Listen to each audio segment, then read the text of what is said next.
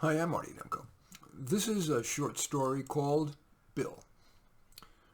Part 1, Where Do I Belong? I tried college, less interesting than high school. Fraternities, too idiotic. Activists, too unrealistic, too intolerant. Be a bon vivant, shallow. Read deep books, too deep for me. Blue-collar friends, too much drinking, too little thinking.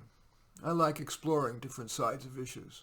Sex, I was no good. Actually, I've been no good in any sort of relationships.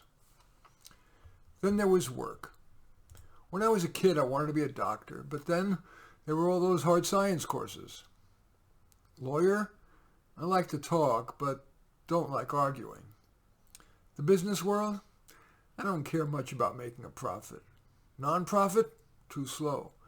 Government job, even slower. Self-employment, like I said, I don't care much about profit, but maybe that's not so bad. If I cared about profit just enough to make a decent living, I could maybe develop a loyal following. But self-employed at what? I don't know anything. It's not like my parents had a business I could take over. Uber driving barely pays car expenses. Sell coffee from a cart in an office building? I'm no status seeker, but that might be a step too low even for me. How about being an accountant? A life looking at numbers? Nope. I wish I could be a singer, a writer, an actor, but I don't like the odds. Besides, I have no talent. Okay, they tell you to do what you love. Do what you love, and the money will follow. But what do I love? Not much. I like a lot of stuff, but love, that's a high bar. Okay, what do I like? I like food, but being around food for a career is dangerous. I'm already a little overweight. I can see it now. Bill's chocolate cheesecake. Oy. Shaw said that food is the sincerest form of love, but his BMI must have been 100. I like music, but what am I going to do? Open a nightclub? Too much investment, too much risk. Besides, I like classical music. Not much demand for that. And listen to hip-hop all day? I'm not that cool. I like roses. Back east where I grew up, roses bloom just 2 months a year, and you needed to spray enough to impress Saddam Hussein. When I came to California, I was amazed that if you chose the right variety of roses, that romantic flower factory doesn't need spraying. It bloomed 9 months a year and lasts for decades. But how in the world could I compete with the mega corporations with economies of scale so that mega corporate big box stores can sell them cheap to Granny? Wait a minute, Granny. Right, grandmothers are the main buyers of roses, but many old people pass on buying them because it's physically hard, or they live in a senior living apartment. I remember seeing small pots of tiny rose plants in the supermarket, and they're not marketed at all. The pots with no sign are mushed between the ferns and the philodendrons. And because those micro mini roses are so small, I could grow thousands in my backyard. I'd buy the best of those from all the rose breeders as cuttings, and I'd root them. I could multiply them for pennies apiece and sell them for dollars apiece. Even cocaine doesn't have that big a profit margin. And I thought I didn't care about profit. Let me fast forward and tell you what happened. I tried to pitch the big box chains, but got screened out by their questionnaires. Did I have a $10 million insurance policy? Indemnification. I didn't even know what indemnification meant, let alone provided it. The independent nurseries also said no, until I made them an offer they couldn't refuse.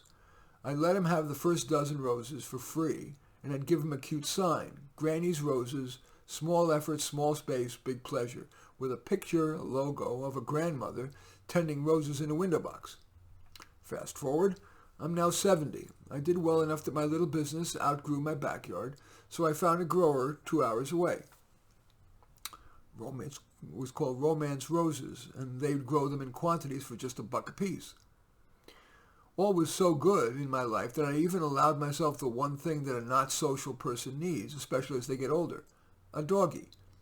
And because my doggie has a mind of her own from the very beginning, I named her Hillary. Part 2, The Choir. In the bed, Bill tickled Hillary's ears. Hill, on one hand, how could anybody be against peace? On the other hand, violence works. If we didn't fight the Nazis, today we might be shouting Sieg Heil. On one hand, shouldn't we blow up Putin's army? It would stop that modern-day Hitler. On the other hand, it could cause nuclear war. We should let the sanctions work. What do you think, Hill? The puppy, a tank with poodly fur, tilted her head trying to understand, and then soon turned away and went back to sleep. As befitting a 70-year-old, Bill creaked out of bed. Stepping over the strewn New Yorkers, he picked up his phone and started filling orders. As you may recall, he sold micro-mini roses, plants so small that even infirm people can grow them. With each plant, he included a heart-shaped stake. Hillary waddled out of bed with feed-me eyes. After the scarf down, Bill turned to his next dilemma. Hillary, Romance Roses said that a whole field of my I love you rose burned in a fire. It was my very best rose. Odd coincidence. Should I change growers? Bill was far from rich, but lived well thanks to his thrift. Why live in a fancy neighborhood when you can live in a serviceable one for half the price?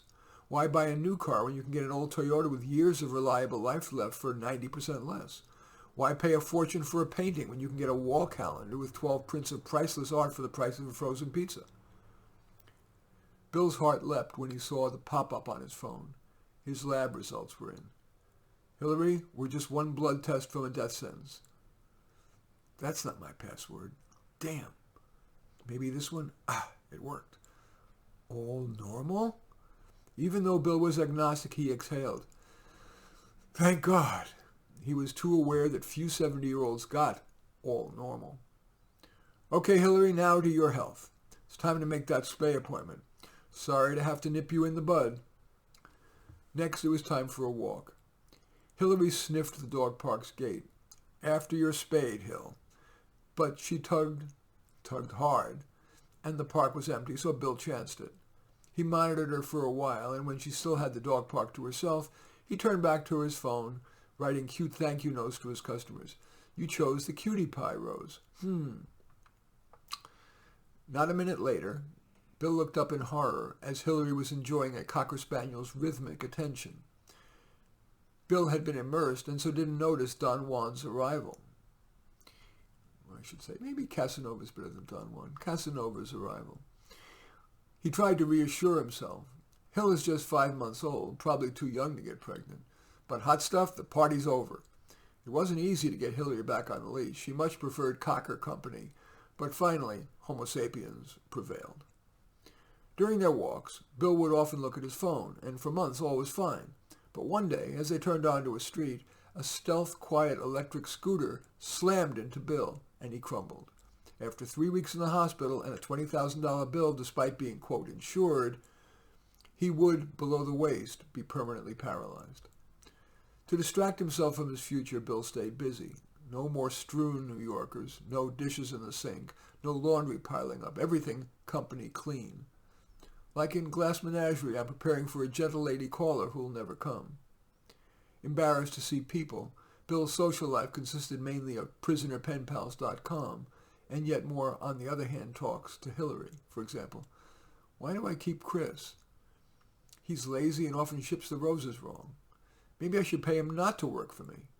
On the other hand, he comes from a tough background, and if I fire him, he'll probably go back on drugs. What should I do, Hill? Why do I work so hard? On one hand, I've always believed that life's value lies mainly in productivity. On the other hand, my work means little. So what if fewer people buy mini roses? Should I have more fun?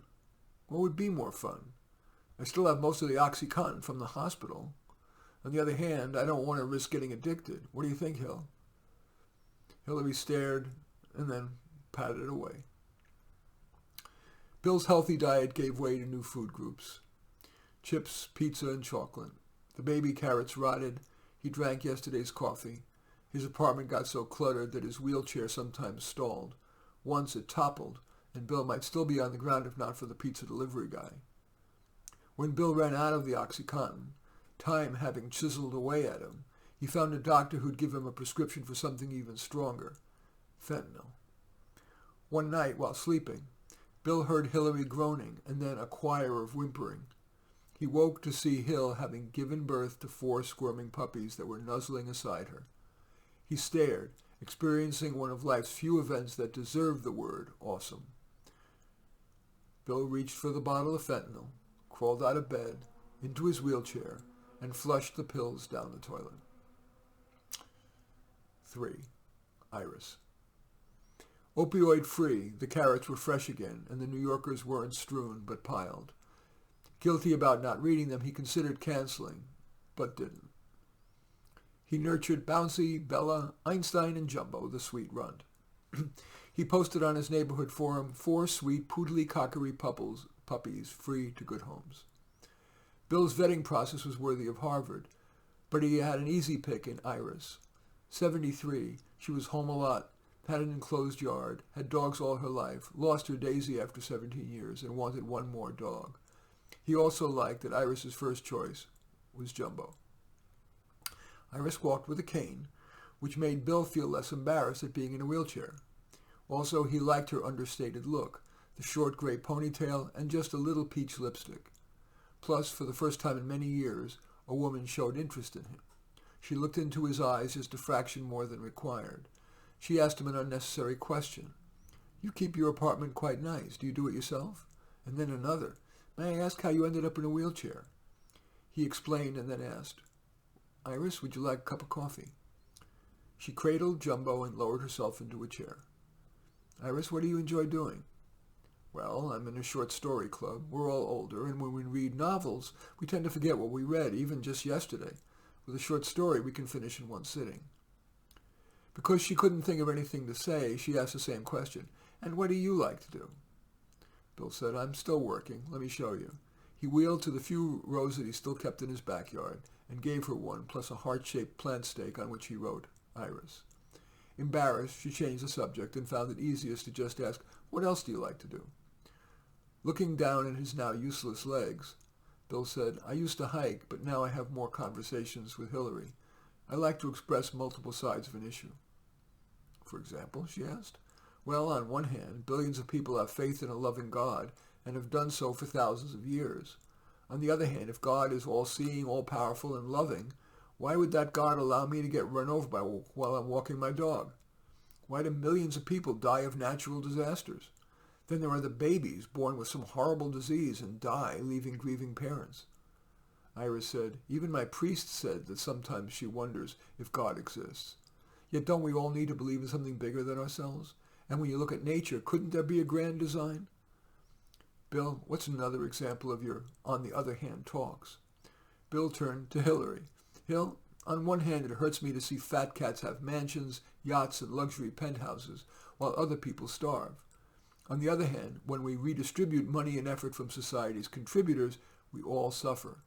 The people most likely to cure cancer, to be wise leaders, to invent the next Google, will likely be people who have already contributed a lot. I mean, if you had 10 solar farms, wouldn't you invest more in the farms that produce the most?" Iris admitted, "My head says, yes, invest in the best, but my heart says, invest in the least among us." Bill was feeling something he hadn't felt in decades, infatuation. And, stressful by nature, Bill had to get his most worrisome issue on the table. "Iris, I'm paralyzed from the waist down, with all that implies." Iris sighed. "To be honest, if we were to get intimate, I would consider that a relief. I, too, am not what I used to be." After an hour of conversation, light about family, friends, and pop culture, heavy about mortality, the meaning of life, and that they both had secrets that could go to the grave, she led his wheelchair toward his bed. They kissed, hugged, and fell asleep, butt to butt. 4. Taking down romantic roses. Bill woke up surprised to see another body in his bed, but then remembered and dropped back on the pillow, musing, "Yesterday was lovely, but do I really want a relationship? I've gotten used to sleeping alone, being alone, doing what I want, when I want. But I'm getting ahead of myself. Maybe she'll get up and say she regrets the whole thing." But when Iris awoke, she smiled at Bill. Over the breakfast of chocolate croissant and rich coffee, He shared his dilemma about romantic roses, which claims that a field of his best variety had burned. He could find another grower, but it would be more expensive.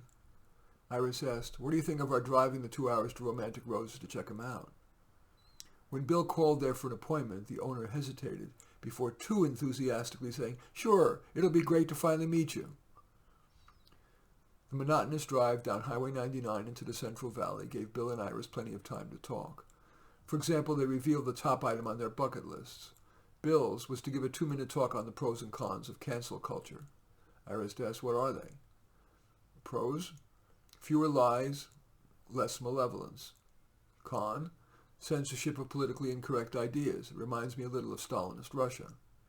At the top of her bucket list, dinner with Louise Penny, who wrote a novel with Hillary Clinton.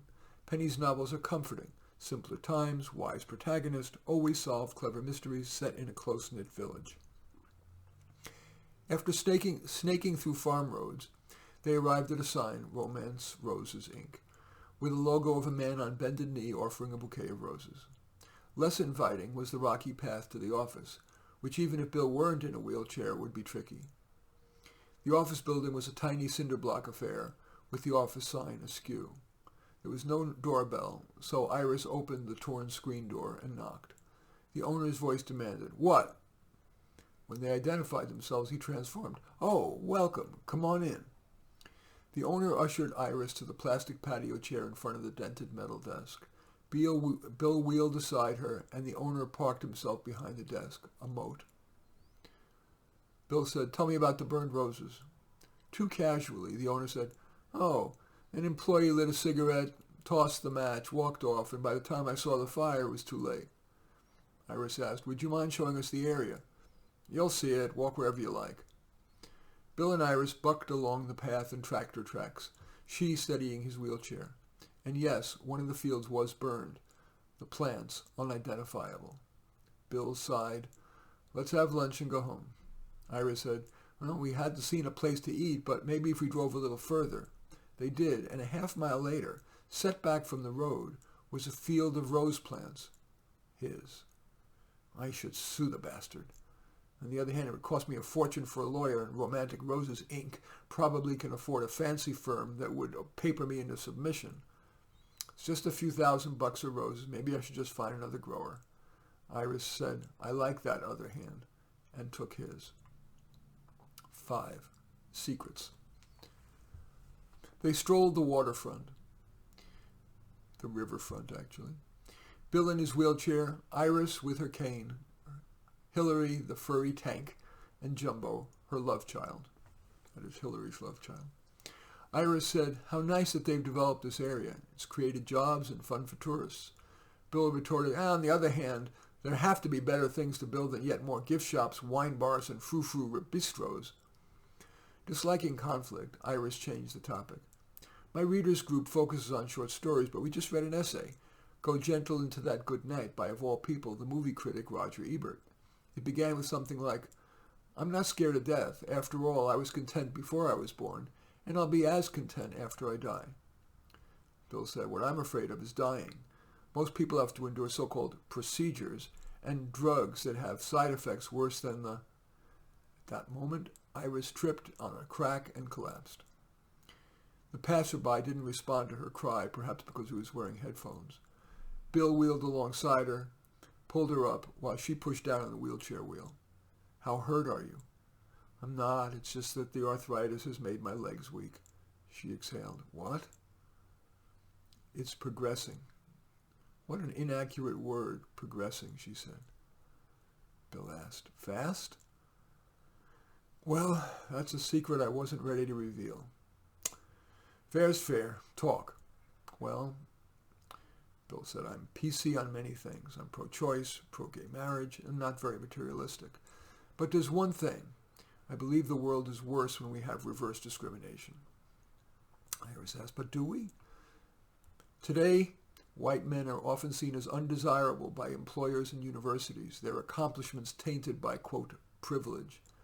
And the entertainment media usually portrays white men as evil or clueless, shown the way by a superior minority or woman. It's also true of commercials." Iris then asked, but shouldn't we compensate for the legacy of slavery and lingering racism and sexism? Iris, that cure is worse than the disease. When we allocate resources on anything but merit, not only do the applicants resent being unfairly rejected, the co-workers suffer. All of us suffer in the quality of everything from our customer service to airline pilots, healthcare to our leaders. The three words I most believe in are merit above all. I'm afraid to say that to anyone, even you.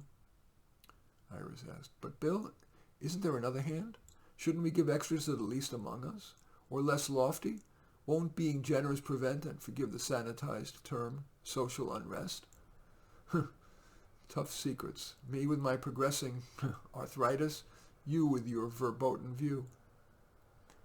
Bill opened the apartment door. Iris held his eyes, and they went in.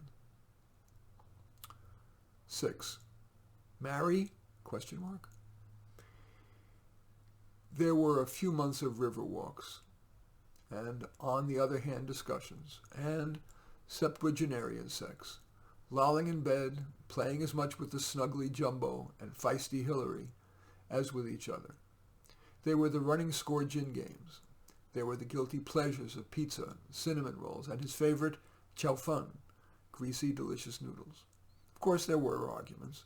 There was the bedroom temperature contretemps. Why don't you get an electric blanket? They're not safe. Come on, the chances of an accident are so small. There were the discussions triggered by screen watching. Has wokeness gone too far?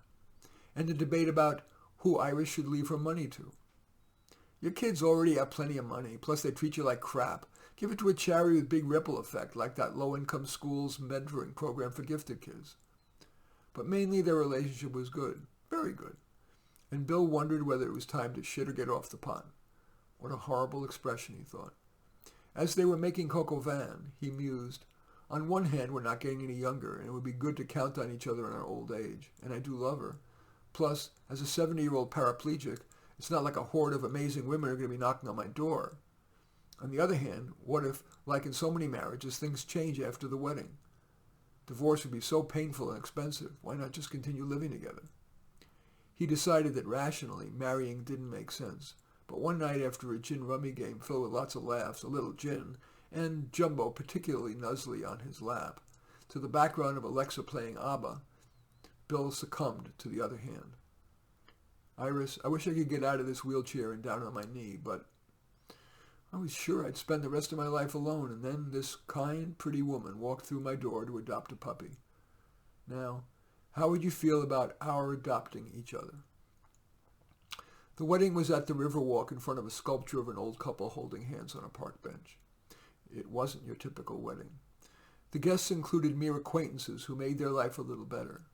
There were the clerks at Trader Joe's who not only broke the law in allowing Hillary and Jumbo in, but petted them. There was the butcher who cut beef bones into slivers so that Hillary and Jumbo could enjoy yummy gum massages without too many calories. And the Amazon driver, ever delivering pleasure, who used her income to support her true love, writing a novel about a delivery driver. The officiant wasn't a cleric, but Iris's daughter. And here were Bill's and Iris's vows. I promised to take care of you after your hip replacement. I promised to take care of your prosthesis and wheelchair. We promised to stay together as long as it's wise. I promised to try to work out our differences and not let fights unnecessarily escalate. Me too. And I promised to look for the good and not unduly dwell on the other hand. And we promise Hillary and Jumbo that we'll be a loving mommy and daddy. I love you, Iris. And I love you, Bill. Iris petted Hillary as Bill picked up Jumbo, whereupon Iris's daughter announced, I now pronounce you husband and wife. And the fivesome hugged as the guests clapped and then stood. Anyway, I thank you for watching, listening. I'm Marty Nemko. I welcome your thumbs up and accept your thumbs down. I always look forward to your comments and especially like it if you hit the share button below. Share on your social media so that my efforts can have broader impact. And I am flattered if you choose to subscribe to my channel. In any event, I do thank you for watching. I am Marty Nemko.